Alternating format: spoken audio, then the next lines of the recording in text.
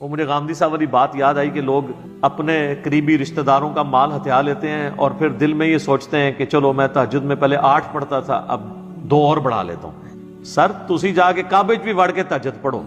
جس نے کسی کا ناحق مال دبایا ہے نا اس کی تو چمڑی اتر جانی ہے. بخاری و مسلم دونوں میں حدیث ہے جس نے 1 بالش زمین بھی کسی کی دبا لی تو 7 زمینوں کا توق اس کے گلے میں قیامت والے دن ڈالا جائے گا. 1 بالش 9 انچ 10 انچ صرف. یہاں پوری جدادیں ہڑپ کر جاتے ہیں. بڑا بھائی مر گیا ہے, چھوٹا بھائی قبضہ کر کے اس کی اولاد کو بھی محروم کر دیتا ہے. بہنوں کی جدادیں دبا لیتے ہیں. داڑیاں رکھی ہوئی ہیں ماشاءاللہ, حاجی نمازی مشہور ہیں اور کرتوت ان کے ہی ہیں. قرآن میں سورۃ النساء میں اللہ تعالیٰ نے فرمایا کہ جو لوگ یتیموں کا مال کھا رہے ہیں نا ناحق, اپنے پیٹوں میں دوزخ کی آگ بھر رہے ہیں. اللہ نے نہیں یہ دیکھنا کہ یار اس کی تو داڑھی اتنی لمبی ہے, اس کا تو چہرہ بڑا خوبصورت ہے, یہ تو پگڑی پیاری بہت باندھتا ہے تو میں انہوں چھاڑ دیں گا.